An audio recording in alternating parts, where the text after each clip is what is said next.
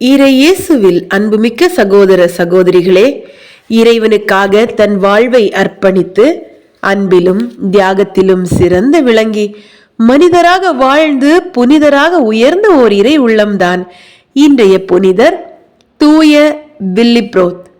இன்று நாம் நினைவு கூறும் வில்லிப்ரோத் இங்கிலாந்து நாட்டில் 658ஆம் ஆண்டு பிறந்தார். இவருடைய தந்தை தூய ஹில்கிஸ் என்பவர் ஆவார்.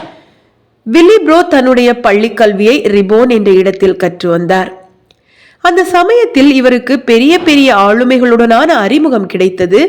குறிப்பாக தூய வில்பிரட், எக்பர்ட், விக்பர்ட் போன்றவருடனான அறிமுகம் வில்லிப்ரோத்துக்கும் ஆன்மீகத்தின் கதவுகளை திறந்து விட்டது.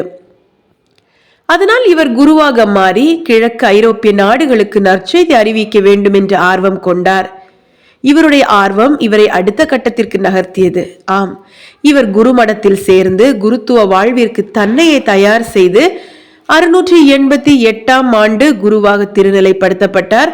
குரு பட்டத்திற்கு பிறகு இவர் மாணவ பருவத்தில் நினைத்தது போன்று கிழக்கு ஐரோப்பா பகுதிகளில் ஒன்றான நெதர்லாந்தில் உள்ள பிரீஸ்லாந்து பகுதிக்கு சென்று நற்செய்தி அறிவிக்க தொடங்கினார். இவர் செய்து வந்த நற்செய்தி பணிக்கு அங்கிருந்த அரசர் பெபின் முழு ஆதரவு தந்தார். இதனால் இவர் பலரையும் கிறிஸ்துவுக்குள் கொண்டு வந்தார். 5 ஆண்டுகள் அயராது செய்து வந்த நற்செய்தி பணி இவரை உட்ரெக்ட் என்ற பகுதியின் ஆயராக உயர்த்தியது. அந்த பொறுப்பினை மிகவும் தாழ்ச்சியோடு ஏற்றுக்கொண்ட வில்லிப்ரோத் முன்பை விட இன்னும் பல மடங்கு உத்வேகத்துடன் நற்செய்தி பணியை செய்ய தொடங்கினார். இப்படி எல்லாம் நன்றாக போய்கொண்டிருந்த தருணத்தில் 716ஆம் ஆண்டு பிரீஸ்லாந்தின் வடபகுதியை ஆண்டு வந்த ராத்போத் என்ற மன்னன் தென்பகுதியில் படையெடுத்து வந்து பெபின் அரசரையும் அவரோடு இருந்த பலரையும் கைது செய்தான். மேலும் நற்செய்தி பணியை செய்து பலரையும் ஒடுக்கத் தொடங்கினான். ஆனால் ஆயர் வில்லிப்ரோத்தையும் அவரால் ஒன்றும் செய்ய முடியவில்லை. காரணம், மக்களிடத்தில் அவருக்கு அவ்வளவு ஆதரவு இருந்தது. ஏறக்குறைய 3 ஆண்டுகள் பிரீஸ்லாந்தில் இருந்த கிறிஸ்தவர்களுக்கு மிகவும் தொல்லை கொடுத்து வந்த ராத்போத் 719ஆம் ஆண்டு நோய்வாய்ப்பட்டு இறந்து போனான். இதனால் நற்செய்தி பணியாளர்களுக்கு இருந்த தடைகள் நீங்கின. ஆயர் வில்லிப்ரோத் தன்னுடன் மேலும் பல நற்செய்தி பணியாளர்களை சேர்த்து கொண்டு கிழக்கு ஐரோப்பா நாடுகளில், குறிப்பாக ஜெர்மனி, ஹாலந்து, டென்மார்க், லுசம்பர்க் போன்ற நாடுகளில் ஆண்டவர் இயேசுவினுடைய நற்செய்தி அறிவித்து ஆயிரக்கணக்கான மக்கள் கிறிஸ்துவை அறிந்து கொள்ள காரணமாக இருந்தார்.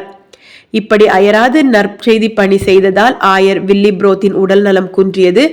இதனால் இவர் 739ஆம் ஆண்டு தன்னுடைய ஆவியை ஆண்டவரிடத்தில் ஒப்படைத்தார். தூய வில்லிப்ரோத்தின் நினைவு நாளை கொண்டாடும் நாம் அவரை போன்று ஆண்டவருடைய நற்செய்தியை ஆர்வமுடன் எடுத்துரைப்போம்.